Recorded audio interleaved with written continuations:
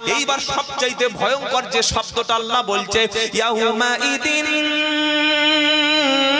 তুহাদ্দিসু আখবারহা, পৃথিবীর জমিনে সমস্ত খবরগুলো, পৃথিবীর মাটির উপরে মাটির জমিন সব খবরগুলো সেদিন বলে দেবে। এটা শুনে বুক কেঁপে যাওয়ার কথা মুমিনের। কোন জায়গায় সিজদা দিয়েছিলেন, কিয়ামতের দিন জমিন সেদিন সাক্ষী দেবে। কোন জায়গায় কোরআন শরীফ পড়েছিলেন, জমিন সেদিন আল্লাহর কাছে সাক্ষী দেবে। কোন জায়গায় আপনি রোজা করার পরে ইফতার করেছিলেন, জমিন সেদিন সাক্ষী দেবে। কুরবানি করেছিলেন কোন জায়গায়, জমিন সেদিন সাক্ষী দেবে। কোন জায়গায় দাঁড়িয়ে দান সদকা করেছিলেন, জমিন সেদিন সাক্ষী দেবে। কোন জায়গায় দাঁড়িয়ে সালাম দিয়েছিলেন মানুষকে, কোন জায়গায় দাঁড়িয়ে মানুষকে সদকা করেছিলেন, কোন জমিনে বসে সুবহানাল্লাহ জিকির করেছিলেন, কোন জায়গায় বসে বসে আল্লাহকে আল্লাহর নামে জিকির করেছিলেন, জমিন সেদিন কিয়ামতের দিন ঈমানদার মুমিনের পক্ষে সাক্ষী দেবে। আবার বিপক্ষে কি বলবে, কোন জায়গায় দাঁড়িয়ে মদের বোতল ভেঙে খেয়েছিলেন, মদখোরদের বিরুদ্ধে জমিন সাক্ষী দেবে। কোন জায়গায় নিয়ে একটা নারীর ইজ্জত নষ্ট করেছিলেন, জমিন সেদিন সাক্ষী দেবে। কোন জায়গায় সুদের টাকা ভাগ করেছিলেন, জমিন সেদিন সাক্ষী দেবে। কোন জায়গায় দাঁড়িয়ে পেশাব করেছিলেন, কোন স্থানে গিয়ে গরমের মধ্যে ঘরের মধ্যে ঘেমে গেছেন, তারপরেও জেনার কাজ করেছেন, জমিন সেদিন সাক্ষী দেবে। কোন জায়গায় মানুষ খুন করেছিলেন, ঘুষের টাকা নিয়েছিলেন, রাস্তা করতে গিয়ে লক্ষ লক্ষ টাকা মেরে দিয়েছিলেন, জমিন সেদিন সাক্ষী দেবে। মানুষ সেদিন মুখ লুকাতে পারবে না, আর আল্লাহ পাক সেদিন নিজেই সেদিন বিচারপতি হবে। কে বিচারপতি হবে? জোরে বলো, মালিকি ইয়াউমিদ্দিন। বিচার দিনের মালিক হবেন সেদিন আল্লাহ। কোন বিচারপতির কথা সেদিন শুনবে না, কোন পীরের কথা সেদিন এলাও হবে না, কোন মুক্তির দিক কথা আল্লাহ পাক শুনবে না, কোন ফেরেশতার কথা সেদিন শুনবে না। সমস্ত নবীরা বলবে নাফসি নাফসি, মুসা নবী বলবে নাফসি নাফসি আমার কি হবে, ঈসা নবী বলবে নাফসি নাফসি আমার কি হবে, দাউদ আলাইহিস সালাম বলবে নাফসি নাফসি আমার কি হবে, সুলাইমান নবী বলবে নাফসি নাফসি আমার কি হবে। একমাত্র শুধু সুপারিশ করবে বিশ্ব নবী মুহাম্মাদুর রাসূলুল্লাহ। জোরে বলুন সাল্লাল্লাহু আলাইহি সাল্লাম। এই বাবাজিরা, সোনার লালেরা, অনেকের নামাজ রোজা করে না, যখন তাদের কাছে গিয়ে বলি ভাই কলেমাটা শিখে নাও, নামাজটা শিখে নাও, আল্লাহর ঘরে একটু এসো, জীবনটা একটু পাল্টে নাও, তখন বলে যে ভাই ভয় কিসের আছে, আমি এমন একটা পীরের হাতে মুরিদ হয়েছি, ওই পীর কখনো জান্নাতে যাবে, জাহান্নামে যাবে না। ওই পীর জান্নাতি, তার সিলসিলা জান্নাতি, 14 পুরুষ জান্নাতি। আর যে পীরের হাতে মুরিদ হয়েছে, মুরিদও পীর ভালো কাজ করেছে, অবশ্যই জান্নাতে যাবে। সুবহানাল্লাহ বলেন। আল্লাহর ওলিরা সেদিন নবীদের সঙ্গে জান্নাতে থাকবে। সুবহানাল্লাহ বলেন। কিন্তু তুমি যে ওলির নাম করে নাম ভাইয়ে খেয়েছো, ওলির মুখে দাড়ি ছিল, তোমার দাড়িটা চাচা ছিল, ওলির মুখে বিড়ি ছিল না, তুমি বিড়ি ছাড়া ঘুমাতে না, ওলির তাহাজ্জুদ নামাজ কাজা ছিল না, তুমি ফজর চোখে দেখতে পাও না, ওলির জীবনে বিবির বোরকা ছাড়া বাইরে বার করে না, তোমার শরীরের বৃষ্টির বিবির পেট আর পিঠ পৃথিবীর এমন কোন পুরুষ নাই যে দেখে নাই, ওলি কোনোদিন মুখ দিয়ে হারাম খায় না, তোমার হারাম ছাড়া দিনের বেলা চলে না, ওলি জীবনে কোনোদিন হাঁটুর উপরে কাপড় তোলে না, আর তুমি কাঁচা মেরে পুকুরে গোসল করছো, পাড়ার সব লোক জানে সাইজ কত, ওর ওদের সাইজে মোটা কত থাই সবাই জানে।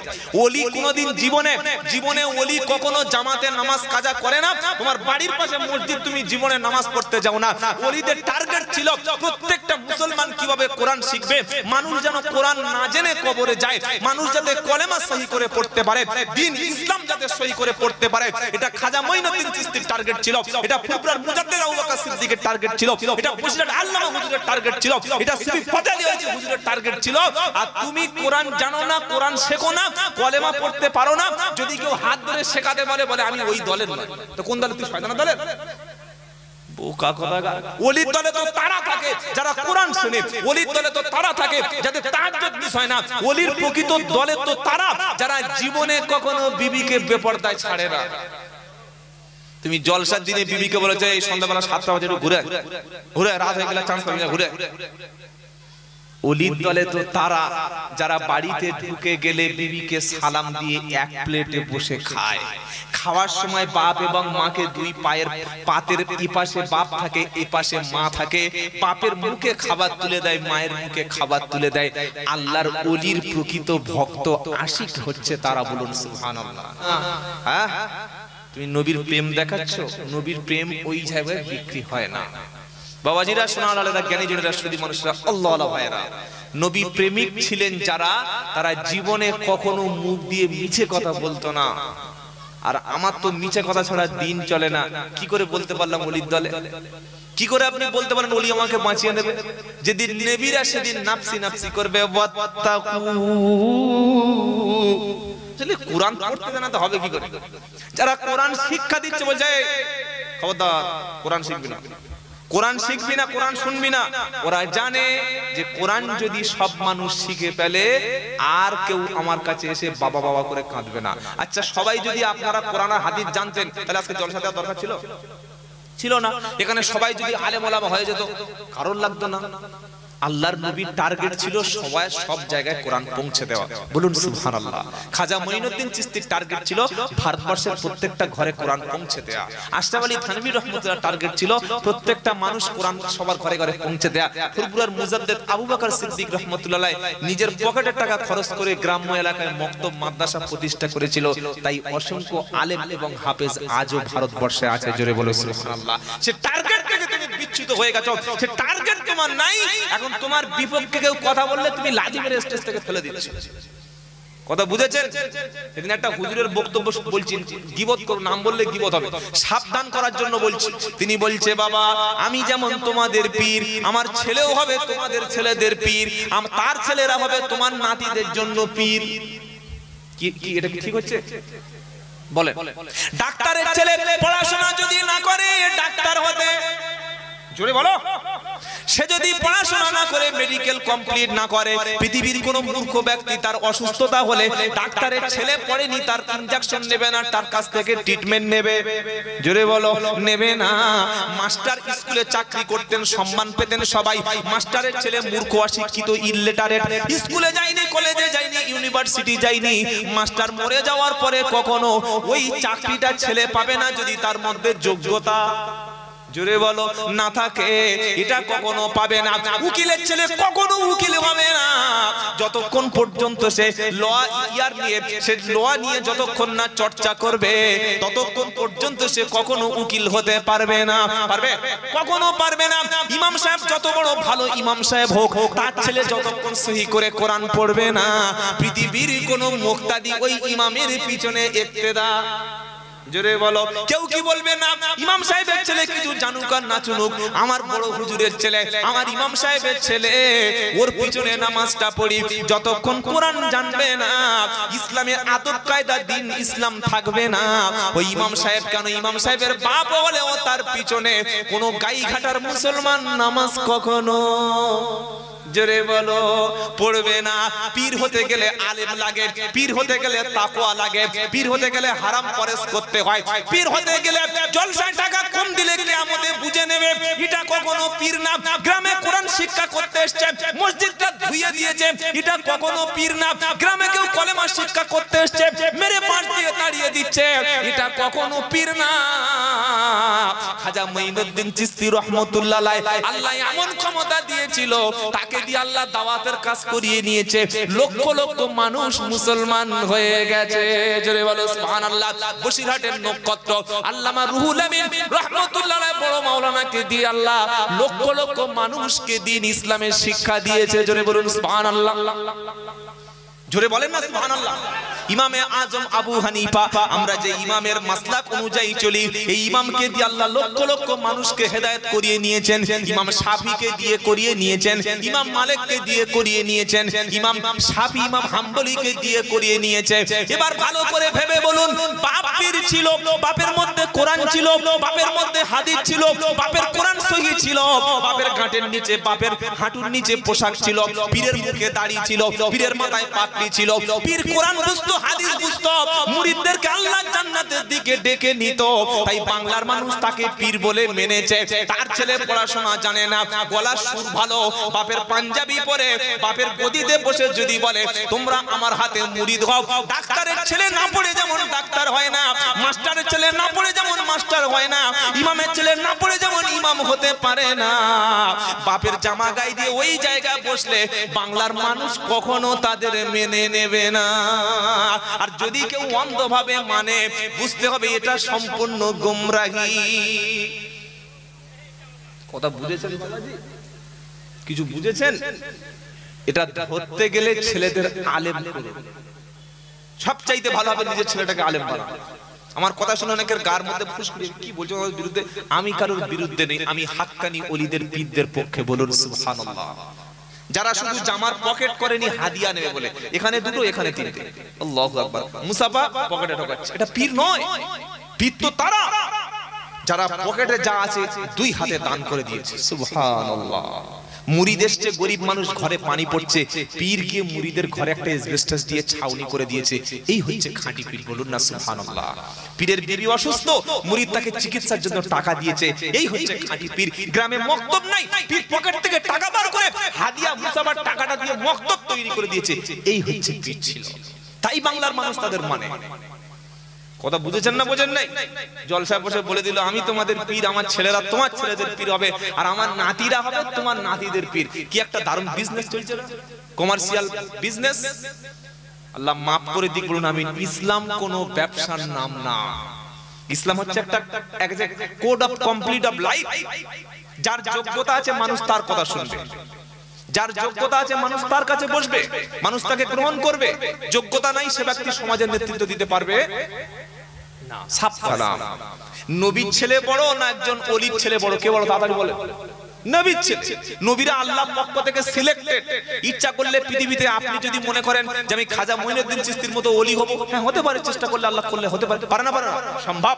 কেউ যদি মনে করে যে আমি বড় পীর আব্দুল কাদের জিলানীর মতো বড় একজন জাকিরিন বান্দা হব, ওলি হব, চেষ্টা করলে আল্লাহ ইচ্ছা করলে করতে পারে। কেউ যদি বলে আমি ফুরফুরা মুজাদ্দিদ জামানের মতো একজন আল্লাহওয়ালা হওয়ার চেষ্টা করব, করতেই পারে। আল্লাহ ইচ্ছা করলে করতে পারে না? পারে না?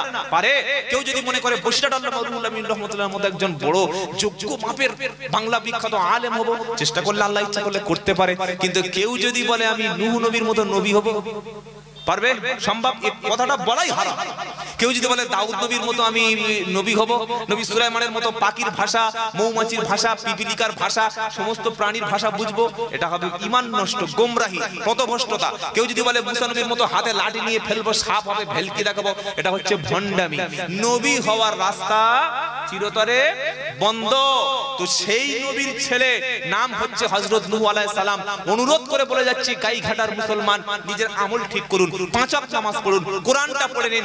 মহল্লার মধ্যে যে সমস্ত বাড়িতে বাড়িতে এখনো কোনো ছেলে কোরআন জানে না, আপনার চিন্তায় তো ঘুম উড়ে যাওয়ার কথা। আমার ছেলেটা কোরআন জানবে না, আমার ছেলেটা আল্লাহ চিনবে না, আমার ছেলেটা রাসূল চিনবে না। আমি বাংলা শেখানোর জন্য, মিশনে পড়ানোর জন্য, আমার ছেলেকে কিন্ডারগার্টেন কেজি স্কুলে দেওয়ার জন্য, আলামিন মিশনে দেওয়ার জন্য হাজার হাজার টাকা ব্যয় করেছি ছেলেটাকে। অথচ এই ছেলেটাকে জাহান্নাম থেকে বাঁচানোর জন্য ইমাম সাহেবের কাছে 1000 টাকা দিয়ে যদি কোরআন শরীফটা সহি করে পড়িয়ে দিতাম, আমার মেয়েটা কোনটা হালাল কোনটা হারাম জানে না, কোনটা পাক কোনটা নাপাক জানে না, এটা শেখানোর জন্য ইমামের কাছে বাচ্চা বয়সে যদি 2000-3000 টাকা দিয়ে ইমাম সাহেবের কাছে ছেলে মেয়েকে পাঠাতাম, আল্লাহি আল্লাহর কসম করে বলছি, ইমাম যেমন কোরআন পড়তে পারে আপনার ছেলেটা সেই রকম কোরআন পড়তে। বলুন সুবহানাল্লাহ।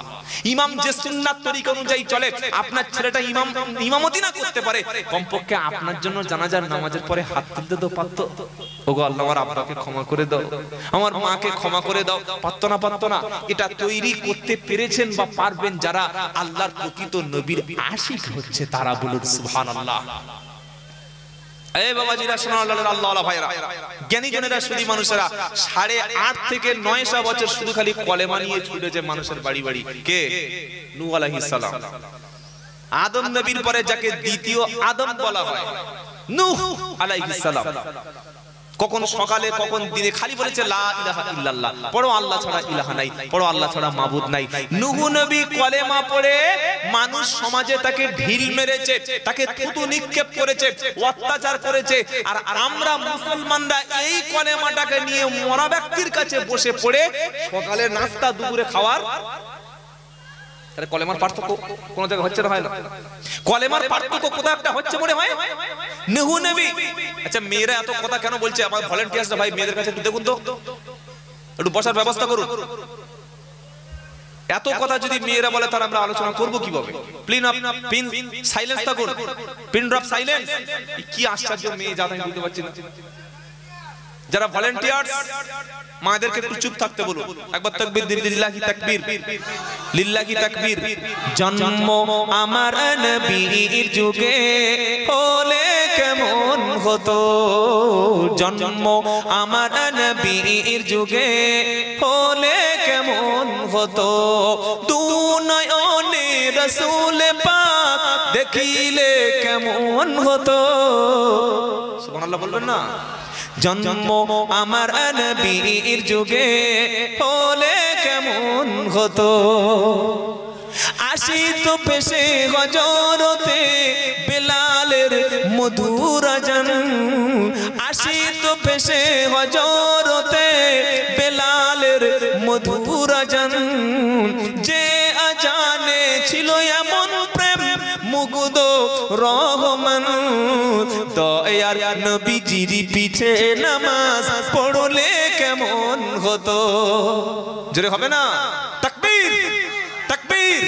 দয়ার নবীজির পিছে নামাজ পড়লে কেমন হতো, জন্ম আমার নবীর যুগে হলে কেমন হতো, দু নয়নে রাসূল পাক দেখিলে কেমন হতো।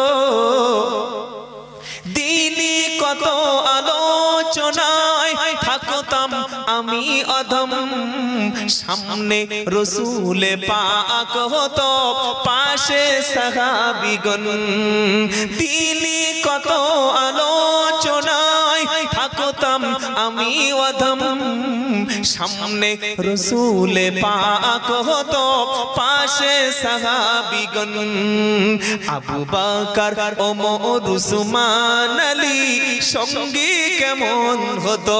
তাকবীর, তাকবীর। আবু বকর ওমর উসমান আলী, সামনে আসেন না ভাই, এত সুন্দর একটা কথা বলছি, সামনে আগে আসেন। আরে খড় আছে এখানে, প্লাস্টিক আছে নাকি পিছিয়ে দিন না। না আর বলবো না, মেয়েরা এমনি এক কথা বুঝে যায়, আপনাদের গাইঘাটার মেয়েরা সব ভালো, আমি জানি এক কথা বুঝে যায়। সামনে আসেন, সামনে সামনে আবু বকর ওমর উসমান আলী সঙ্গী কেমন হতো। তাকবীর, তাকবীর।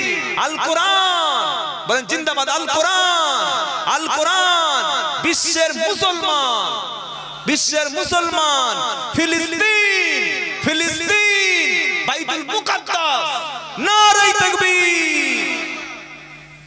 যুবকেরা, আল্লাহর নবী সাল্লাল্লাহু আলাইহি সাল্লাম দাওয়াত দিয়েছেন 23 বছর নবুয়ত পাওয়ার পর, আর নূহ নবী কলেমা শুনিয়েছে 8.5 থেকে 900 বছর। শুনিয়ে শুনিয়ে মেহনত করে মাত্র মুফাসসিরিনরা বলেছেন 80টার মতো লোক হেদায়েত হয়েছে, 80টা মুসলমান হয়েছে। আর কেউ বিশ্বাস করে না। নূহ নবী খুব মেজাজ খারাপ হয়ে গেল, ওগো আল্লাহ এতদিন কলেমা শুনে এই কটা লোক এসে গেল। তিনি বললেন আল্লাহ এখন কি করব বলো। আল্লাহ বলছে নূহ এতদিন যখন পরিশ্রম করলে দেশের মানুষ মেনে নিল না, এবার তুমি একটা কাজ করো, একটা নৌকা তৈরি করো। বাসনাইল ফুলকা বিআইউনিনা ওয়া আহাইনা ওয়ালা তুখাতিবনি ফিল্লাযিনা যালামু ইন্নাহুম মুগরাকুন। এটি ছিল পৃথিবীর ফার্স্ট নৌকা। সুবহানাল্লাহ। 12 নম্বর পারা 4 নম্বর পৃষ্ঠা 14 নম্বর লাইনের 38 নম্বর আয়াত। সূরার নাম সূরা হুদ। সূরা হুদ এমন একটা সূরা যে সূরার মধ্যে নবীদের উপরে যত আযাব এসেছিল, গজব এসেছিল, এই সূরার মধ্যে আল্লাহ সব ঘটনাগুলো বলে দিয়েছে। এই সূরাটা শোনার পরে, নাজিল হওয়ার পরে আল্লাহর নবী সাল্লাল্লাহু আলাইহি সাল্লাম চিন্তায় মাথার এবং দাড়ির কয়েক গোছা চুল নবীর পেকে গেল। আল্লাহ পাক নূহ নবীকে বললেন ওয়াসনাইল ফুলকা বিআইনা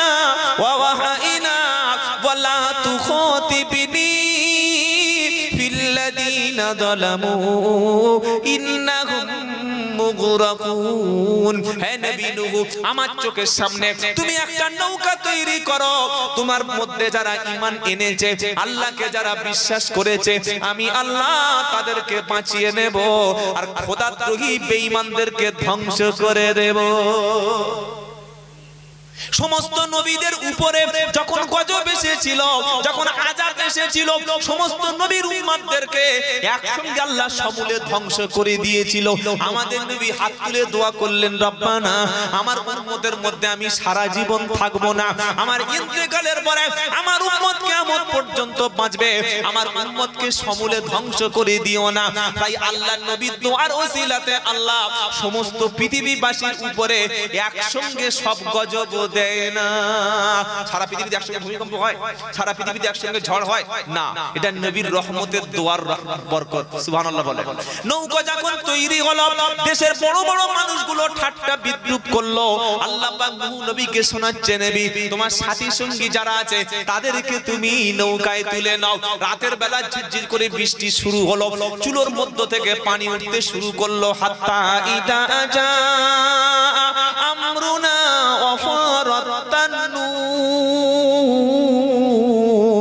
উনুনের মধ্য থেকে পানি উঠতে শুরু করলো, ঝিরঝির ঝিরঝির করে বৃষ্টি হতে শুরু করলো। আল্লাহ পাক শোনাচ্ছে, নূহ রে তোমার সাথী সঙ্গী যারা আছে সবাইকে তুমি জোড়ায় জোড়ায় তুলে নাও, যত প্রাণী আছে সবাইকে তুমি জোড়ায় জোড়ায় তুলে নাও। তবে নূহ তোমার পরিবার, তোমার আহাল যারা হবে আমি আল্লাহ তাদের বাঁচিয়ে নেব। জোরে বলো সুবহানাল্লাহ। এই নুকতাটা খুব ভালো করে মনে রাখবেন, এই পয়েন্টটা মনে রাখবেন। আল্লাহ নূহ নবীকে বললেন, নূহ দেশবাসী যারা ঈমান আনেনি সবাইকে ধ্বংস করব, গরক করে দেব, কিন্তু তোমার পরিবারকে আমি আল্লাহ অবশ্যই বাঁচিয়ে নেব। নৌকার উপরে উঠে গেল, গোটা পর্বত পর্যন্ত পানি পৌঁছে গেল। নূহ নবী বলে, ছেলে কোথায় গেল? আমার ছেলে কাছে নেই, কোথায় গেল? যারা বলছে আমরা পীরজাদা, বলছে না ভাই, আমি বুঝতে পারি না যে পীরের বেটা হলে সে পড়াশোনা না করলে পীরজাদা। হ্যাঁ, তাহলে নবীর ছেলে নবীজাদা হওয়ার কথা ছিল। যোগ্যতা নাই সে পীরজাদা, লোক তাদের পিছনে তাকবীর দিচ্ছে। আমরা আলেমদের পিছনে থাকবো, বলুন ইনশাআল্লাহ। ইনশাআল্লাহ বলেন। যোগ্য আলেম পেয়ে গেলে খেদমত করবেন, যোগ্য আলেমের কথা শুনবেন, যোগ্য আলেমের কাছে বসে দ্বীন শিখবেন, যোগ্য আলেমের মোহাব্বত অন্তরে রাখবেন, আল্লাহ আপনাকে মুক্তির ব্যবস্থা করে দেবে। সুবহানাল্লাহ জোরে বলেন। কোথায় লেখা আছে? নবী বলেছে, কুন আলিমা আও মুতাআল্লিমা আও মুস্তামিয়া আও মুহিব্বান ওয়ালা তাকুনিল খামিসা। নবী বললেন, হও আলেম হও, আলেম না হতে পারলে আলেমের ছাত্র হও, আলেমের ছাত্র না হতে পারলে আলেমের কথা শোনো। আলেমের কথা শোনার মতো যদি তোমার অবস্থা তৈরি না হয়, কমপক্ষে আলেমের ভালোবাসা অন্তরে রেখে দাও। বাপের ছেলে পীর, বুঝে আমি পীরজাদা। আশ্চর্য কথা। তাহলে নবীর ছেলে তো নবীজাদা, নূহ নবীর ছেলে। নূহ নবী যখন দেখলো ডান দিকে ছেলে নাই, বাম দিকে ছেলে নাই, সমুদ্র একদম পৃথিবী পরিমাণ পানি হয়ে গেছে, আর কয়েকটা মাত্র তরঙ্গ, পাহাড়ের উপর সীমায় পানি পৌঁছে গেছে, পাহাড় ডুববো ডুববো অবস্থা হয়ে গেছে। নূহ নবী যখন ছেলেকে দেখলো পাহাড়ের উপরে ছেলে দাঁড়িয়ে আছে, নূহ আলাইহিস সালাম বললেন, ওয়ানাদা নূহু ইবনাহু ওয়া কানা ফি মাআজিলি ইয়া বুনাই আরকাম মা'ানা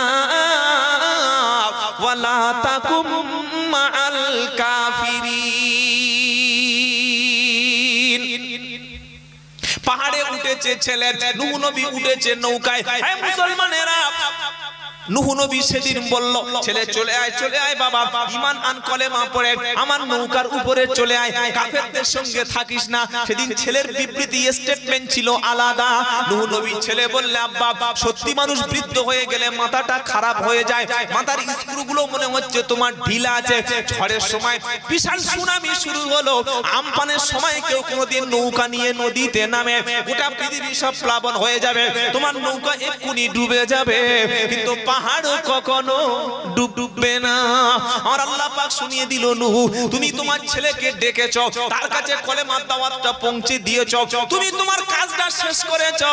তোমার বিশ্বাস ছিল আল্লাহর উপরে, আমার উপরে, আর তোমার ছেলের বিশ্বাস সম্পূর্ণ পাহাড়ের উপরে। আমাদের বিশ্বাস তাবিজের উপরে। তাবিজ আছে বলে আমার অ্যাক্সিডেন্ট হয় না, তাবিজ আছে বলে আমার ঘরে ভূত ঢোকে না, তাবিজ আছে বলে আমার বউ আছে, তাবিজ আছে বলে আমার দোকানে ব্যবসা চলে, তাবিজ আছে বলে আমার কোনোদিন কোনো বিপদ হয় না। তাবিজের উপরে বিশ্বাস করেছে যারা, আল্লাহর বিশ্বাস থেকে আলাদা হয়ে গেছে তারা। দোকান আছে বলে আমি খাই, চাকরি আছে বলে বেঁচে আছি, আমার ছেলে আছে বলে আমাকে দেখে, ডাক্তার ছিল বলে আমি বেঁচে আছি, বাড়ির পাশে বড় ধনী ব্যক্তি ছিল বলে তার সাহায্যে বেঁচে আছি। আল্লাহ ছাড়া গায়রুল্লাহ সাহায্য করা, এটা ঈমান ধ্বংসের নমুনা, এটা শিরক। আজ থেকে সমস্ত ভরসা আল্লাহর উপরে করব। আল্লাহ পাক শোনাচ্ছে, বান্দা তুমি আল্লাহর উপরে ভরসা করো। যে ব্যক্তি আল্লাহর উপরে ভরসা করবে, আল্লাহ তাহার জন্য যথেষ্ট। আল্লাহ আমাদের জন্য যথেষ্ট নই? আলাইসাল্লাহু বিকাফিন আবদা, আল্লাহ বলছে আমি তোমার জন্য যথেষ্ট। তোমাকে মায়ের পেটে খাইয়েছি, 2.5 বছর আমি বুকের দুধ খাইয়েছি, সারা জীবন আমি আল্লাহ তোমাকে খাওয়াবো। পৃথিবীর মধ্যে দুটো প্রাণী আছে, একটা হচ্ছে উই পোকা, এর চোখ নাই, তারপরে আমি আল্লাহ তাকে খেতে দিই। আরেকটা হচ্ছে কেঁচো, ওর চোখ নাই, তারপরে কখনো ক্ষুধার্ত থাকে না। ব্যাংকের জন্য ফড়িং কোনোদিন ব্যাংকে জমা থাকে না, আমি আল্লাহ খেতে দিই। সাপের জন্য কোনোদিন ব্যাংক কোনো জায়গায় 100 ব্যাংক বেঁধে রাখা হয় না, আমি আল্লাহ তার খাবার পৌঁছে দিই। বাঘকে খাইয়ে থাকি, ছাগলকে খাইয়ে থাকি, শূকরকে খাইয়ে থাকি। তুমি আল্লাহর উপরে ভরসা করবে, আমি আল্লাহ তোমার জন্য যথেষ্ট। আল্লাহর উপরে ভরসা করে বাড়িতে বসে থাকলে আল্লাহ আসমান থেকে ওই পার্সেল করে বিরিয়ানি প্রতিদিন সকালে পাঠাবে, তাই তো নাকি? কি মনে হচ্ছে? না, আল্লাহর উপরে ভরসার মানে হচ্ছে এই চেষ্টাটা করব আমি, বাকিটা কার ভরসা? আল্লাহ। বিয়ে করতে হবে, বিবির সঙ্গে মেলামেশা করতে হবে, তবে ছেলে হবে। বিয়ে করে বিবির কাছে থাকেনি, বউ নিয়ে মাজা রেখেছে, বলছে বাবা একটা ছেলে দাও, বাবা একটা ছেলে দাও। ছেলে পিঠ দেবে না, তুই বিবির কাছে থাকলে তবে হবে। মাথা মোটা মূর্খ। এখনো কিছু মুসলমান বউ নিয়ে আজমিরে যায়, দেখে বড় লজ্জা হয়। মসজিদে আল্লাহ মানে আল্লাহ সাহায্য করে না? করে না? কোনদিন দেখেছেন মসজিদের সাইনবোর্ড টাঙানো আছে যে এখানে কোন মানুষ এসে সন্তান চাইলে আল্লাহ সন্তান দেবে না? আল্লাহর ভান্ডারে আর ছেলে মেয়ে নাই, এবার ছেলে মেয়ের জন্য খাজা বাবার কাছে গেলে 2 লাখ সন্তান খাজা বাবা রিজার্ভেশন করে রেখেছে, ওনার ব্যাংকে মজুদ আছে। আরে মসজিদে চাইলে পাওয়া যায়, নামাজের মাধ্যমে চাইলে পাওয়া যায়, তাহাজ্জুদের নামাজে কাঁদলে পাওয়া যায়। এটা মুমিন বিশ্বাস করে মসজিদে যাবে। আর যার আল্লাহর উপরে বিশ্বাস নেই, যে ভেবেছে যে আল্লাহ ছেলে দিতে অক্ষম, আমি বিয়ে করেছি আল্লাহর পক্ষে সম্ভব নয়, এইবার খাজার কাছে যেতে হবে, এর ঈমান নাই, এ মুশরিক, এ বেঈমান। সুতরাং আমাদের ভরসা কার উপরে হবে? জোরে বলেন, আল্লাহর উপরে। কারোর উপরে ভরসা করবেন না। এই পৃথিবীতে সবাই স্বার্থপর, সবাই ঠকায়, কিন্তু আল্লাহ আপনাকে ঠকাবে না। তিনি আল্লাহ। সুবহানাল্লাহ বলে। তিনি কি? আল্লাহ। আপনি হাত তুলবেন আর দেবেন না, এটা কোনোদিন হয় নাকি? হাত তুলতে দেরি আছে, সাহায্য আসতে দেরি নাই। তিনি কে? আল্লাহ। দুটো হাত আল্লাহর কাছে তুলুন। ওগো আল্লাহ, তুমি কি ছেলে দেবে না? আল্লাহ। আল্লাহ, সবার ছেলে হচ্ছে, আমার হবে না। আল্লাহ, আমার ছেলেটা অনেক শিক্ষিত, এডুকেটেড, বিএড করেছে, ডিএলএড করেছে, চাকরি দেবে না? আল্লাহ দিয়ে দেবে। আল্লাহ, আমার মেয়েটা বিয়ে হয়েছে, কি অবস্থা দেখুন আল্লাহ, তাকে আপনি সুস্থ করে দিন, বিছানায় পড়ে আছে, এটা বলুন। বললে আল্লাহ দেবে। আল্লাহ ছাড়া পৃথিবীতে কোন কবরে, কোন মাজারে, কোন দরবারে সেজদা, চাদর, আগরবাতি, মোমবাতি সেজদা দেওয়া, সেখানে সাহায্য চাওয়া জীবনে কখনো যদি কেউ না করে, কোনদিন মাজারে সাহায্য যদি না চায়, মাজারে মান্নত যদি না করে, মাজারে ছাগল যদি না দেয়, মাজারের কাছেই যদি কেউ না যায়, আল্লাহর উপরে ভরসা করে মারা যায়, আল্লাহর নবী বলছেন যে ব্যক্তি শিরিক না করে মারা যাবে, মদ খেলেও, জিনা করলেও, চুরি করলেও আমি আল্লাহ জান্নাত দিয়ে দেব। আর বড় দাড়ি, পা পর্যন্ত পাঞ্জাবি, 14 বার হজ, 3 বার তাবলীগ জামাত থেকে একদম 40 দিন লাগিয়ে এসেছে, ছোট হুজুরের মুরিদ, আর বিবিকে নিয়ে আজমিরে যাচ্ছে, পীরের কবরের কাছে গিয়ে বলছে বাবা আমি বিপদে পড়েছি, আপনি একটু ফয়েজ দিন, আপনার রহমতের করুণাটা আমার উপরে দিন, আপনি একটু আমাকে সহযোগিতা করুন, আপনি একটু কোন রকমে আল্লাহর সঙ্গে বলে কয়ে একটু ওয়াইফাই এর ব্যবস্থা করে সহযোগিতা করুন, আপনি করুণা করলে, আপনি দয়া করলে আমার বিবির বাচ্চাটা এসে আটকে আছে হয়ে যাবে, আপনি একটু নেক নজর করলে আমার আমার ব্যবসার লাইসেন্সটা পেয়ে যাব, আপনি যদি একটু দয়া করেন, আমার ছেলের চাকরি ইন্টারভিউ আটকে গেছে, ছেলের চাকরি হয়ে যাবে, এই রকম বিশ্বাস নিয়ে যদি কোনো কবরের কাছে সাহায্য চায়, সেই ব্যক্তি মুশরিক, আল্লাহর সঙ্গে তার সম্পর্ক নাই। ইন্নাহু মাই ইশরিক বিল্লাহ ফাকাদ হারামাল্লাহু আলাইহিল জান্নাহ ওয়া মাআহুন নার ওয়া মা লিয-যালিমিনা মিন আনসার। 6 পারা 18 পৃষ্ঠায় 11 নম্বর লাইনের 72 নম্বর আয়াত। সূরার নাম সূরা মাইদা। হে মুসলমানেরা, সকলে বলুন, সব ব্যাপারে আল্লাহর কাছে বলবো ইনশাআল্লাহ। বলে নবীজি বললেন, উম্মত রে, তোমার পায়ে যদি একটা জুতো কখনো ছিঁড়ে যায়, তোমার যদি লবণটা ফুরিয়ে যায়, তোমার যদি কঠিন রোগে আক্রান্ত হয়, না কোনো কবরওয়ালার কাছে বলো না, সব বিষয় তুমি আল্লাহকে বলবে। আল্লাহ তারও বান্দারও কথা শুনে। যে ব্যক্তি আল্লাহ ছাড়া কোনো পীরের কাছে সাহায্য চাইবে, কোন কবরে সিজদা করবে, বিশেষ করে বাড়ির মেয়েরা ছাগল নিয়ে চাদর নিয়ে বাবার মাজারে যায়, সেখানে গিয়ে বলে, হে গোরাচাঁদ বাবা, অনেক কষ্ট করে এসেছি, একটু ব্যবস্থা আপনি করুন। এরকম যদি কেউ কথা বলে, কবরওয়ালা দিতে পারে, সামান্য উপকার কোন মুমিনের করতে পারে, এমন বিশ্বাস করলে আল্লাহ পাক বলছে, উপকার তো করি আমি আল্লাহ। মাই ইশরিক বিল্লাহ ফাকাদ হারামাল্লাহু আলাইহিল জান্নাহ। আমার সঙ্গে অন্য পীর উপকার করতে পারে, আমি ছেলে দিতে পারি, অন্য কোন পীর ছেলে দিতে পারে, আমি চাকরি দিতে পারি, অন্য কোন পীর চাকরি দিতে পারে, আমি সাহায্য করতে পারি, কবর থেকে দাতা বাবা তিনি সাহায্য করতে পারে, আমি আল্লাহ। আমার সাথে অন্য যদি কারো শরীক করো, ফাকাদ হারামাল্লাহু আলাইহিল জান্নাহ। তোমার টুপি দাড়ি পাঞ্জাবি মেসওয়াক তাহাজ্জুদ দিনের দাওয়াত তাবলীগ পীরের মুরিদ সবকিছুর ঠিকানা শেষে হবে জাহান্নাম। ওয়া মাওয়াহুন নার, তোমার ঠিকানা জাহান্নাম, তোমার জন্য জান্নাত হারাম। ওয়া মা লিয-যালিমিনা মিন আনসার, এই জালিমের জন্য কোনো সহযোগিতা নাই। আজ থেকে তওবা করুন। যেটা আনতে যাব মসজিদে, যেটা বলতে যাব আল্লাহর কাছে, যে দুঃখটা করব আল্লাহর কাছে, কোনো কবরে কোনো মাজারে নিজে যাব না, আর বিবিকে কখনো পাঠাবো না। কারা কারা কবর ছেড়ে মসজিদে যাবেন, আল্লাহর কাছে সাহায্য চাইবেন, হাত তুলুন। নারায়ে তাকবীর। আল্লাহর ওলিদের কবর সম্মান করব, জিয়ারত করব, কিন্তু কখনো সেখানে সহযোগিতা চাইতে যাব না। তারা ওলি পীর, তারা দ্বীনের মেহনত করেছিল বলে আমরা ইসলাম পেয়েছি, তারা কিতাব লিখেছিল বলে আমরা ঈমান হেফাজত আমাদের হয়েছে। কত কিতাব আল্লাহর ওলিরা লিখেছে জানেন? পীরেরা কত আলেম তৈরি করেছিলেন জানেন? সুবহানাল্লাহ। তাদের মেহনতের ফসল হচ্ছে আমরা মুসলমান, বলুন না সুবহানাল্লাহ। কিন্তু কখনো কবরে যাবেন না, মাজারে যাবেন না। মাজার হচ্ছে সম্পূর্ণ 100% ব্যবসা চলছে। এমনও মাজার পশ্চিম বাংলার জমিন আছে যেখানে কবর নেই। চলুন আপনি, আমি তো চাম্পাটি বাড়ি, আমার চাম্পাটিতে থাকি, আমার গাড়িতে চলুন, আপনাকে 3 দিন বারাইপুরের আসমার নাম করা বিরিয়ানি খাওয়াবো, চলুন।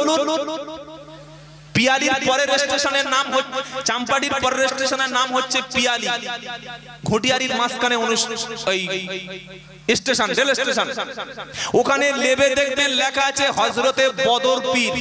কি বলেন? বদর পীর। আমি একদিন গেলাম, দেখি কিরকম বদর পীর জিয়ারত করি। তো গিয়ে বললাম, বদর পীরের মাজারটা কই? বলছে, হুজুর চলে যান, এখানে কোনো মাজার নাই, এমনি কবর নাই, শুধু এমনি এমনি চলছে। মাল্লাই উপরে খাটিয়ে দিয়েছে প্যান্ডেল। কি ব্যবসা না? ব্যবসা না।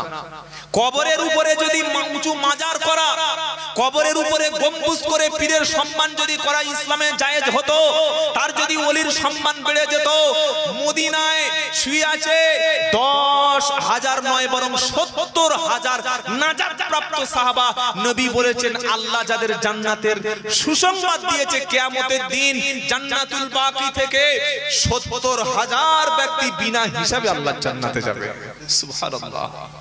আব্দুল্লাহ ইবনে আব্বাস, কি বড় বড় সাহাবা শুয়ে আছে। মদিনা শরীফে যান, খালি ওখান থেকে কি আনেন?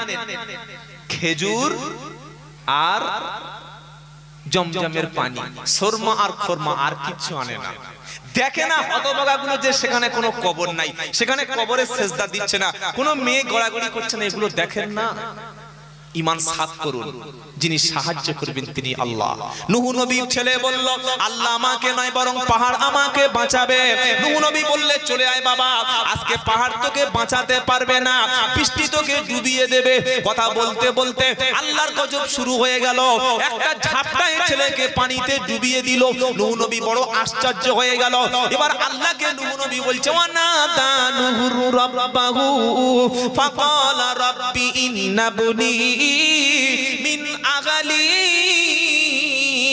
ওয়া ইন্না ওয়াদাকাল হক ওয়া আনতা আহকামুল হাকিমিন।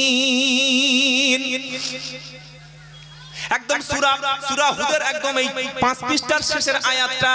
নূহ নবী বললেন, ওয়ানাদা নূহু রাব্বাহু ক্বালা রাব্বি ইন্নাবনি মিন আগালি।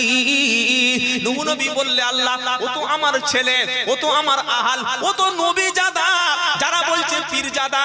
এবার নূহ নবী বলছে, আল্লাহ তো নবীর বেটা, ও তো নবী জাদা, আমার রক্ত আমার ছেলের শরীরে আছে, আমার ডিএনএ এর সঙ্গে আমার ছেলের ডিএনএ অ্যাডজাস্ট হবে, আমার পরিশ্রম আমার ছেলের পিছনে রয়েছে। রব্বানা, আপনি তো বলেছেন পরিবারকে কাউকে ধ্বংস করবেন না, পরিবারকে বাঁচাবেন আল্লাহ। আমার ছেলে হলে কিভাবে ডুবে গেল আল্লাহ, আপনি তো ওয়াদা খেলাপ করেন না, আপনি কেন ছেলেকে কিভাবে আল্লাহ ছেলে ডুবে গেল বুঝতে পারছি না। এবার পরের আয়াতটা পরের পৃষ্ঠার উপর থেকে শুরু হচ্ছে। আল্লাহ পাক ডেকে বলছে, ইয়া নূহু ইন্নাহু লাইসা মিন আহলিক। হে নবী, তোমার জন্ম দেওয়া ছেলে হতে পারে, তোমার রক্ত তার শরীরে থাকতে পারে, তোমার বীর্য তার শরীরে থাকতে পারে, তুমি তাকে খাওয়াতে পারো। তোমার মতো সত্য নবী পেয়ে, তোমার মতো সত্য একজন দাঈ পেয়ে, যে বাপকে নবী বলে মানলো না, তোমার উপরে কলেমা পড়লো না, অমন ছেলেকে কখনো যেন সন্তান বলে দাবি করবে না। কি গো, ভক্ত ভালো কিন্তু অন্ধ ভক্ত ভালো না। কি মেয়েদের ওখানে সাপ ডুবেছে নাকি? হ্যাঁ, নাকি জায়গা হচ্ছে না কোনটা? আল্লাহু আকবার। আল্লাহ মায়েদের হেফাজত করুক, বলুন আমিন। এতগুলো মেয়ে এখানে এসেছে, আল্লাহু আকবার, সুবহানাল্লাহ, আলহামদুলিল্লাহ, লা ইলাহা ইল্লাল্লাহ, তাকবীর তাকবীর। আল্লাহ আমাদের ইসলামের জন্য কবুল করুক, বলুন আমিন। এই বাবাজিরা, সেদিন চোখে আঙ্গুল দিয়ে আল্লাহ দেখিয়ে দিয়েছে, নবীর ছেলে হলেও রেহাই নাই যদি আমল না থাকে। কথা বুঝেছেন বাবাজি? নবীর ছেলে হলেও রেহাই নাই যদি তার ঈমানটা আল্লাহর উপরে না থাকে। আপনি কোন পীর সাহেবের মুরিদ নামাজ ছাড়া জান্নাতে যাবেন বলে বসে আছেন? হ্যাঁ, আপনি কোন পীরের মুরিদ হয়েছেন? আপনি হারাম ছাড়তে পারলেন না, আজও পর্যন্ত গীবত ছাড়তে পারলেন না, আজও পর্যন্ত আল্লাহর ঘরে না গিয়ে আপনি বলছেন জান্নাতি। বলবেন না। পীরের কাছে যাবেন দিন শেখার জন্য, তার ঘাড়ে পা রেখে পার হওয়ার জন্য না। পীরের মজলিসে যাবেন, যদি হাক্কানি পীর হয় তার কাছে যাবেন ইসলাম শিখতে, কোরআন শিখতে, তার কাছে মাথার ফু নেওয়ার জন্য যাবেন না। আর কত শির দাঁড়া বিক্রি করবেন ভাই? পীর সাহেব বসে আছে, মাথাটা পীরের পায়ের উপরে সেজদা দিয়ে আসার সময় চুমু খেয়ে চলে আসছে। আমি মেদিনীপুরে দেখে এসেছি, ওখানে লাড্ডু পীর, সুন্নি যারা আছে, সুন্নি ভিজে সুন্নি, ওই লাড্ডু পীর গুলো মেয়েদেরকে পাঠিয়ে দিয়েছে। আমি বললাম, ভাই এটা তো ইসলামে নাই। ইসলামে যদি কারোর পা টিপে দিতে হয়, যদি কারোর পা ধরে খেদমত করে জান্নাত পাওয়া যায়, সেটা আব্বা এবং আম্মা। বলুন সুবহানাল্লাহ। বাপের পায়ে কখনো হাত দেওয়ার সুযোগ হয়নি, মায়ের পাটা কখনো মেসেজ করে দেওয়ার সুযোগ হয়নি, শীতকালে মায়ের পায়ে কখনো নতুন দুটো চামড়ার মোজা কিনে দেওয়ার ক্ষমতা হয়নি, বড় মোচা চিংড়ি কিনে মায়ের জন্য রান্না করে ছাড়িয়ে মুখে দেওয়ার ক্ষমতা হয়নি। এখান থেকে কাঁচা মাছ নিয়ে হুগলিতে চলে গেছে, কাঁচা মাছ নিয়ে মেদিনীপুরে পাঁশকুড়া চলে গেছে, বাবা এনেছি। পীরকে, আলেমকে, বক্তাকে অবশ্যই খাওয়ান, হাদিয়া দেওয়া সুন্নাত, নেওয়া সুন্নাত। কিন্তু আব্বা আম্মা কি দোষ করলো যে জন্ম দিল সে চিংড়ি পাবে না? যে তোমাকে মানুষ করলো সে তোমার কাছে দুটো ভাত পাবে না? যে তোমাকে সারা জীবন কোলের কাছে তোমার পেশাব পরিষ্কার করেছে, সেই মাটা অসুস্থ হলে তোমার কাছে চিকিৎসা পাবে না? বাপ মাকে খুশি করে তুমি জান্নাত কামনা করছো? পাবে না। আর আমরা বক্তারা কখনো সত্য কথাটা বলি না পেটের দায়ে। 3 ব্যক্তির দোয়া পৃথিবীতে সবচাইতে বেশি কবুল হয়। সালাসু দাওয়াতুন মুস্তাজাবাত লা শাক্কু ফিহিন্না। নবী বললেন 3 ব্যক্তির দোয়া কখনো বিফলে যাবে না। পিতা মাতার দোয়া সন্তানের জন্য, মাজলুম দোয়া করলে আল্লাহ নেবেন, মুসাফির সফরে গিয়ে দোয়া করলে আল্লাহ কবুল করবেন। এছাড়া যত বড় পীর হোক, ওলি হোক, বুজুর্গ হোক, তার দোয়া কবুল হতে পারে, নাও হতে পারে, কিন্তু বাপ মার দোয়া যে 100% কবুল হবে নবী বলেছেন, কোনো সন্দেহ নাই। নবী যেটাকে গ্যারান্টি দিল সেই গ্যারান্টি কার্ড আমাদের হাতে নাই। আর যে দরবারে গিয়ে পায়ে ধরে পড়ে আছি সেই দরবারের কোনো গ্যারান্টি আমাদের হাতে নাই। কোনটা সঠিক আর কোনটা বেঠিক বাড়িতে ঠান্ডা মাথায় গিয়ে ভাববেন ভাই। নবীর ছেলে হলেও রেহাই নাই, নবীর স্ত্রী রেহাই নাই। দুটো নবীর স্ত্রী কাফের ছিল, এক নূহ আলাইহিস সালাম আর একটা লূত আলাইহিস সালাম। কেন কাফের ছিল? তাদের চরিত্র খারাপ ছিল না, তারা জিনা করত না, কিন্তু যারা অন্যায় করত, সমাজে পাপ করত, তাদেরকে সাপোর্ট দিয়েছিল বলে। কথা বুঝতে পেরেছেন? পাপ করা যেমন সমাজে অন্যায়, পাপের সাপোর্ট করা, তার পিছনে তাকবীর দিয়ে জিন্দাবাদ বলা, হুজুর যা বলেছে ঠিক, আমার বাবা যা বলেছে ঠিক, আমার নেতা যা বলেছে ঠিক, এটা সাপোর্ট করা তেমন অপরাধ। ضرب الله مثلا للذين كفروا امرأة نوح وامرأة لوط كانتا تحت عبدين من عبادنا صالحين فخانتاهما فلم يغنيا عنهما من الله شيئا قيل ادخلا النار مع الداخلين। 28 পারা 20 পৃষ্ঠা 10 নম্বর লাইনের 8 নম্বর লাইনের 9-10 নম্বর আয়াত, সূরার নাম তাহরিম। হে বিশ্বাসী ঈমানওয়ালারা, আল্লাহ পাক বলছে কাফেরদের দুটো নবীর স্ত্রী কাফের ছিল। বিশ্ববাসী সমস্ত ঈমানদাররা শুনে রাখো, এক নূহ নবীর স্ত্রী কাফের ছিল, আরেকটা লূত নবীর স্ত্রী কাফের ছিল। সারা জীবন নবীর মাথা টিপে দিয়েছে, সারা জীবন নবীর পাশে শুয়ে নবীর মনটা সন্তুষ্ট করেছে, নবীর বাচ্চা পেটে ধরেছে, নবীর অসুস্থতার সময় কেঁদেছে, নবীর হাসিতে হেসেছে, নবীর বিছানায় গিয়ে শান্তি দিয়েছে, নবী খেলে খেয়েছে। দুজন নবী ঘুমালে তবে নবীর স্ত্রী ঘুমিয়েছে, নবীকে রান্না করে দিয়েছে, পা টিপে দিয়েছে, সব করে দিয়েছে, সব ছিল নবীর জন্য। কিন্তু ঈমান আর আমলটা ছিল শয়তানের জন্য।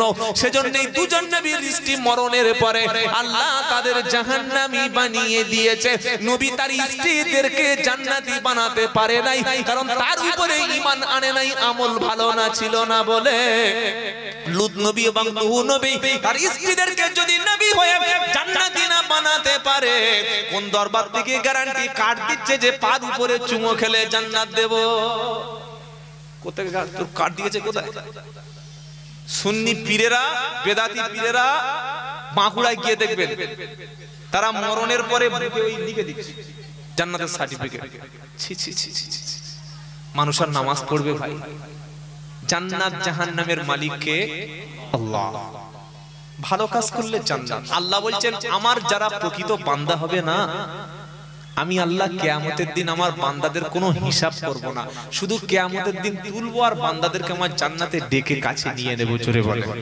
কোথায় লেখা আছে? ইয়া ইবাদি লা খাউফুন আলাইকুমুল ইয়াউম ওয়ালা আনতুম তাহজানুন আল্লাযীনা আমানু বিআয়াতিনা ওয়া কানু মুসলিমিন উদখুলুল জান্নাতা আনতুম ওয়া আজওয়াজুকুম তুহবারুন। 25 পারা 16 পৃষ্ঠা 5 নম্বর লাইনের 68 নম্বর আয়াত, সূরার নাম যুখরুফ। হে গাইঘাটার মুসলমানেরা, আল্লাহ পাক বলছে তুমি যদি দুনিয়াতে আমার বান্দা হও, আমি আল্লাহ আখিরাতে আমার বান্দাকে সেদিন ডেকে কাছে নেব। যারা প্রকৃত তৃণমূল কর্মী তারা যদি বিপদে পড়ে মমতা ব্যানার্জি নবান্ন থেকে সাহায্য পাঠাবে না পাঠাবে না? পাঠাবে। যারা বিজেপি কর্মী যদি তারা বিপদে পড়ে দিলীপ ঘোষ, নরেন্দ্র মোদী, আমাদের সুকান্ত মজুমদার সাহায্য পাঠাবে না পাঠাবে না? প্রয়োজনে তাদেরকে বডিগার্ড পাঠিয়ে দেবে, বন্দুক নিয়ে দাঁড়িয়ে থাকবে, আয় শালাকে কাছে আয়। করবে না করবে না? তো আমি যদি 5 ওয়াক্ত নামাজ পড়ি, আল্লাহর কথা অনুযায়ী যদি চলি, আমি যদি হালাল খাদ্য খাই, সত্য কথা বলি, আল্লাহ পাক বলছেন ওটা আমার বান্দা, ওর শরীরে হাত দিতে আসলে আমি আল্লাহ ডাইরেক্ট অ্যাকশন নেব।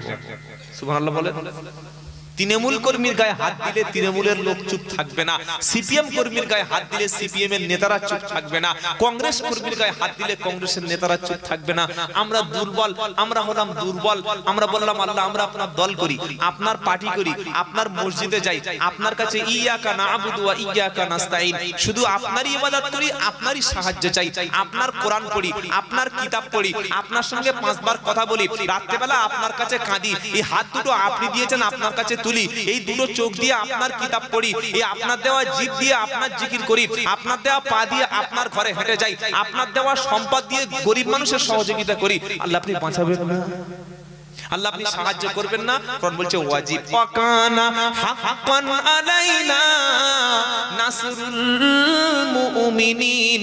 মুমিন ব্যক্তি বিপদে মুসিবতে পড়লে আমি আল্লাহ মুমিনের উপরে সাহায্য করা ওয়াজিব। জোরে বলেন। আবার আল্লাহ মুমিনদের সম্পর্কে বলছে, কি বলছে? মুমিন তুমি যদি কোনোদিন কোনো বিপদে পড়ে যাও, যদি আমার থেকে ভয় তোমার দিলে থাকে, আপনি জঙ্গলে বনে যেখানে যাবেন সব সময় অন্তরে একজনের ভয় করবেন, তিনি কে? আল্লাহ। তিনি দেখছেন, তিনি শুনছেন, তিনি রেকর্ড করছেন, তার ফেরেশতারা লিখছে। এই 4টে যখন ভয় তৈরি হবে, হাতে কখনো সিগারেট উঠবে না, নারী দেখলে চোখ নিচু হবে, পৃথিবীর কোনো ব্যক্তি তার কাছ থেকে কষ্ট পাবে না, নামাজ কখনো জীবনে কাজা হবে না, মদের বোতল তখন হাত দিয়ে ধরতে পারবে না, কারণ অন্তরে কে আছে? আল্লাহ। মাইয়াত্তাকিল্লাহ ইয়াজআল লাহু মাখরাজা ওয়া ইয়ারযুকু মিন হাইসু লা ইয়াহতাসিব। কোরআন শরীফের সূরার নাম সূরা তালাক, 27 নম্বর পারার একদম পুরো 3 নম্বর আয়াতে, 28 পারা সূরা তালাকের 3 নম্বর আয়াতে আল্লাহ পাক বলছে, মুমিনেরা যদি তোমার অন্তরে আমার ভয় তোমার অন্তরে তৈরি হয়, তুমি যদি কখনো বিপদে পড়ে যাও, এমন ভাবে ফেরেশতা দিয়ে বাঁচাবো তুমি কল্পনা করতে পারবে না। আর তোমার যখন রুজির প্রয়োজন হবে, অর্থের প্রয়োজন হবে, আমি আল্লাহ আসমান থেকে রুজি তোমার কাছে পৌঁছে দেব। বললে হুজুর বিপদে পড়লে আল্লাহ পৌঁছে দেবে? নমুনা কি আছে বলুন? নবী ইউনূস আলাইহিস সালাম তিনি কলেমা দাওয়াত দিয়েছে, দেশবাসী যখন মানতে পারলো না, তিনি আল্লাহর হুকুম আসার আগেই জনগণকে ফেলে রেখে চলে যাচ্ছে, তাদের উপরে গজব রেখে দিয়ে চলে যাচ্ছে। ইউনূস আলাইহিস সালাম যখন নদীটা পার হয়ে চলে যাচ্ছিল, নৌকার উপরে যখন উঠলো, নৌকা টলমল করতে শুরু করলো। নৌকার মাঝি তখন ক্যাপ্টেন বলল, নিশ্চয়ই এমন কোন ব্যক্তি নৌকায় আছে তার মালিককে ফাঁকি দিয়ে চলে এসেছে। এই কথা শোনার পরে হযরতে ইউনূস বলল, ভাই আমি নিজেই তার মালিকের অনুমতি ছাড়া চলে এসেছি। তাকে ফেলে দেওয়া হলো নদীতে।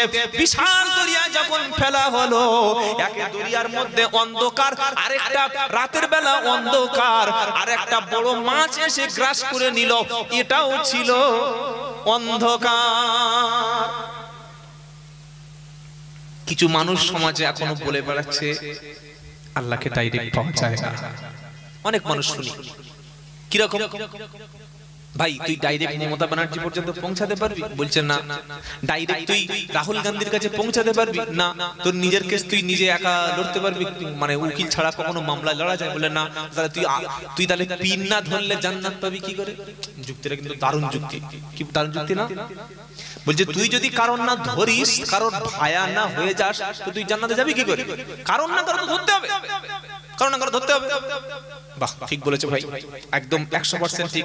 আচ্ছা বলুন তো, মমতা ব্যানার্জির সঙ্গে যদি এই এলাকার কোনো ব্যক্তির পরিচয় থাকে, তিনি যদি চেনেন, রাহুল গান্ধীর সঙ্গে এই এলাকার কারোর যদি পরিচিতি থাকে, মোদির সঙ্গে এই গ্রামে কারোর যদি পরিচয় থাকে, এই ব্যক্তির সাহায্যটা আসতে কি আর কোনো আটকাবে কেউ? কোনো সাহায্যের অসুবিধা হবে হবে না। উকিল ধরতে হয় কেন? কারণ আমার মামলার ব্যাপারটা যিনি বিচারপতি তিনি তাকে বোঝাতে পারবো না, সেজন্য তো উকিল ধরতে হয় নাকি? কি বলছেন আপনারা? বুঝতে পারছেন না? উকিল আমরা এই জন্য ধরি আইনে জিতে যাওয়ার জন্য, মামলার মূল বিষয়টা আমি সঠিকভাবে বিচারপতির কাছে উপস্থাপন করতে পারবো না, তাই আমরা উকিল ধরি। আর নেতার কাছে ডাইরেক্ট যাওয়া যায় না, কাউকে ধরতে হয়। কারণ মুখ্যমন্ত্রী আমাকে চেনেন না, রাহুল গান্ধী আমাকে চেনেন না। যদি কেউ রাহুল গান্ধী বা মুখ্যমন্ত্রী বা নরেন্দ্র মোদীর একবার পরিচিত লোক হয়, তিনি নবান্নে বা মোদীর কাছে গেলে তাকে আটকাবে না, তাড়াতাড়ি রাস্তা খুলে দেবে, রাস্তা খুলে দেবে। যারা বলছে না ধরলে জান্নাত পাওয়া যাবে না, এরা কি যুক্তি দেয়? যে আল্লাহকে ডাইরেক্ট পাওয়া যায় না। আর আমার আল্লাহ বলছেন ওয়াসজুদ ওয়াক্তারিব, সিজদা দিয়ে সবচাইতে আমার কাছাকাছি বান্দা সিজদায় নিকটবর্তী হয়ে যায়। সুবহানাল্লাহ। যখন বান্দা দোয়া করে রাত্রি বেলা, দোয়া করার সময় আল্লাহ আর বান্দার মাঝখানে কোনো পার্টিশন থাকে না। একটা জিনিস দেখাচ্ছি আপনাদের, দেখুন। ধরুন আমার এই মোবাইল আছে, ফোন আছে, ছেলেরা কয়েকবার ফোন করলো আমার কাছে যে হুজুর কতদূর আছে, কি ব্যাপার। ফোন যে ছেলেরা করলো বা আমি যে ফোন করলাম, এই ফোনটা কি ডাইরেক্ট ফোন থেকে ফোনে গিয়েছে না মাঝখানে নেটওয়ার্ক কাজ করেছে? ভাই নেটওয়ার্ক ছিল, নেটওয়ার্ক না থাকলে, সিমে রিচার্জ না থাকলে ফোন যাবে না, এটা ডাইরেক্ট হয় না। কিন্তু বলুন তো, আপনি আল্লাহর কাছে রাত্রিবেলা উঠে গুনার জন্য ক্ষমা চাইছেন, ওলি হতে চাইছেন, নামাজ কাজা করেছেন, আল্লাহর কাছে ভুল স্বীকার করছেন, না আল্লাহকে রাজি করানোর জন্য রাত্রিবেলা উঠেছেন। আপনি যদি আল্লাহকে রাত 12টার সময় উঠে বলেন, আল্লাহ সবাইকে যে জান্নাত দেবেন সেই জান্নাত আমাকে একটা দেবেন, আল্লাহ আমি অনেক বেনামাজি, আজ থেকে তওবা করছি, নামাজ পড়বো, আল্লাহ আজ থেকে সুদ ছেড়ে দেবো, ঘুষ ছেড়ে দেবো, আল্লাহ আজ থেকে মিথ্যা কথা বলবো, আল্লাহ, এটা বললে আল্লাহ পাক বলবে, তোদের গ্রামে সেই যে বড় পীর সাহেবটা ছিল রে, ওই যে বড় মুফতি সাহেব আছে, ওর কাছে কি বল, ও যদি বলে আমাকে ভালো করে বুঝিয়ে দিতে পারে ওই উকিলের মতো, তবে আমি শুনবো, তা না হলে তোর ভাষা আমি বুঝি না, আমি তো আল্লাহ আরবি আর তোর বাংলা আমি বুঝি, এরকম আল্লাহ বলবে নাকি? নাউজুবিল্লাহ। সব ভাষা যিনি বোঝেন তিনি কে? আল্লাহ। বরং আল্লাহর সঙ্গে বান্দা একা ডাকলে, একা চাইলে আল্লাহ বেশি পছন্দ করে। বলুন সুবহানাল্লাহ। আল্লাহ চায় যে অপরাধী একা আসুক, দলবল যেন নিয়ে না আসুক। আপনি নিজে একটা বড় ভুল করেছেন, কেস হয়েছে আপনার বিরুদ্ধে থানায়, গাইঘাটা থানায়। আপনি যদি রাতের বেলা গিয়ে আইসির কাছে, ওসির কাছে গিয়ে বলেন, স্যার সত্যি আমি খুনটা করেছিলাম, সত্যি আমি জেনা করেছিলাম, রেপ করেছিলাম, স্যার আমি সারেন্ডার করছি, আমাকে মাফ করে দিন, আর ভুল করব না, এটা বললে কেসটা হালকা হবে না ভারী হবে? হালকা হবে। আর আপনি যদি গ্রাম থেকে 200 লোক, মোটা মোটা পয়সাওয়ালা লোক নিয়ে থানার কাছে গিয়ে ঘেরাও করেন, স্যার আমার কেস তুলে নিতে হবে, আমার হাতে 100 লোক আছে, আমাকে চেনেন, তবেই আমি এখান থেকে যাব, এটা বললে পুলিশ চাপড়ে পাছার চামড়া তুলে দেবে না? দেবে না? দেবে। কি গুনাহ করেছেন আপনি, চুরি করেছেন আপনি, মদ খেয়েছি আমি, মিথ্যা বলেছি আমি, কাউকে না জানিয়ে শুধু নামাজের পাটিতে 2 রাকাত নামাজ যখন পড়ে আল্লাহর কাছে বলবো, আল্লাহ আপনি রহিম, আপনি ক্ষমাশীল, আমি পাপী, আপনি শোনেন আমি ডেকেছি, আপনি দেখেন আমি চেয়েছি, আপনি দেন আমি হাত তুলেছি, আল্লাহ এখানে কেউ নাই, কাউকে আমি বলতে আসিনি, আল্লাহ। আল্লাহ পাক বলে, তোর সম্মান আমি বজায় রাখবো, তোর আগের গুনাহগুলি সব মাফ করে দেব, যেহেতু তুই তো লোক লস্কর কাউকে বলিসনি, একা একা এসেছিস, তোকে আমি ওলি বানিয়ে পাঠিয়ে দেব। বলুন সুবহানাল্লাহ। আর এটা না করে মোটামুটি পীর সাহেবের কাছে 500 টাকা, আমার এই ইমাম সাহেবের কাছে 2000 টাকা, হুজুর বলছে রব্বানা যালামনা, ও আল্লাহ এই সুদখোরটাকে বাঁচিয়ে দাও, জেনাখোরটাকে ক্ষমা করে দাও, মদখোরটাকে জান্নাত দিয়ে দাও। আল্লাহ বলে, কড়া কড়া খেয়েছি, দালালি করতে এসেছিস? হ্যাঁ, তোর মাসরা ভাই আমি থাকতে বলেছি? কে তো শিখেছে ভাই থাকতে? আল্লাহ চান গুনাহগার বান্দা নিজেই গুনাহটা স্বীকার করুক, জোরে বলুন সুবহানাল্লাহ। সেজন্য যারা বলছে যে পিন্না ধরলে জান্নাত পাওয়া যাবে না, ডাইরেক্ট জান্নাত পাওয়া যায় না, এরা জনগণের কাছ থেকে কিছু লুটে পুটে খাবে, যাতে মানুষ ডাইরেক্ট আল্লাহ পর্যন্ত না পৌঁছাতে পারে, সেই ধান্দায় ব্যবসা খুলে বসে আছে। আর যারা পাড়ায় পাড়ায় বলছে ওলামারা রাত গভীর হয়ে গেলে আল্লাহর কাছে কাঁদুন, আল্লাহ রাত্রিবেলা আরশ থেকে প্রথম আসমানে নেমে এসে সাহায্য করে। জোরে বলুন সুবহানাল্লাহ। এটা বিশ্বাস করে আজ থেকে নিজের কান্না যদি নিজে করতে পারেন, আমার আল্লাহ বলছে পাপিষ্ঠ ব্যক্তিকে আমি জাহান্নামে দেব না, যদি সে নিজের ভুলটা সে নিজে বুঝতে পারে। জোরে বলুন কুল ইয়া ইবাদি আল্লাযীনা আসরাফু আলা আনফুসিহিম। সারা জীবন খালি বক্তা কানে বলে গেছে লা তাকনাতু মির রাহমাতিল্লাহ, খালি বলার মানে লাভ হয় কেন? সোজা করে বলতে পারে না, লা তাকনাতু মির রাহমাতিল্লাহ, তীব্র টানা দে জনগণ সুরের পাগলা। লা তাকনাতু মির রাহমাতিল্লাহ ইন্নাল্লাহা ইয়াগফিরুয যুনুবা জামিআ। ও বাবা, জলসায় বসে মদ খেয়ে একবার যদি তুমি কাঁদো, আল্লাহ গফুরুর রহিম, তারপর দিন মদ বেশি বিক্রি হবে না কম হবে? একবার কাঁদলে মাফ হয়ে যাবে না। শর্ত হচ্ছে তওবা 3টি। 24 নম্বর পারা 3 নম্বর পৃষ্ঠা 9 নম্বর লাইনের 53 নম্বর আয়াত, সূরার নাম জুমার। কুল ইয়া ইবাদি আল্লাযীনা আসরাফু, ওখানে আল্লাহ ঈমানদারদেরকে কিয়ামতের দিন জান্নাতে ডেকে নেবে। ওখানে আল্লাহ শব্দ শুনিয়েছিল ইয়া ইবাদি লা খাউফুন আলাইকুমুল ইয়াউম, হে আমার বান্দা তোদের ভয় নাই, হে আমার বান্দা তোদের চিন্তা নাই। আর এখানে গুনাহগারদের আল্লাহ বলছে কুল ইয়া ইবাদি, হে আমার বান্দা সুদ খেয়েছিস, জুয়া খেলেছিস, মদ খেয়েছিস, নারী নির্যাতন করেছিস, নামাজ কাজা করেছিস, আল্লাযীনা আসরাফু আলা আনফুসিহিম, নিজের নফসকে, নিজের প্রবৃত্তিকে, নিজের দেহটাকে, নিজের কলবকে পুড়িয়ে ধ্বংস করে দিয়েছিস, জীবনটা বেকার করে দিয়েছিস। আমি আল্লাহ আমার বান্দাকে শুনিয়েছিলাম তাকনাতু মির রাহমাতিল্লাহ, আমার বান্দা যারা হবে, আমার দলের মধ্যে যারা থাকবে, কোরআন ওয়ালাদের সাথে মিশবে, ওলামাদের মজলিসে বসবে, চোখের পানিটা ফেলবে, দুটো একটা ভুল যদি হয়ে যায়, খবরদার আমার দয়া হতে কখনো যেন নিরাশ হয়ে যাবি না।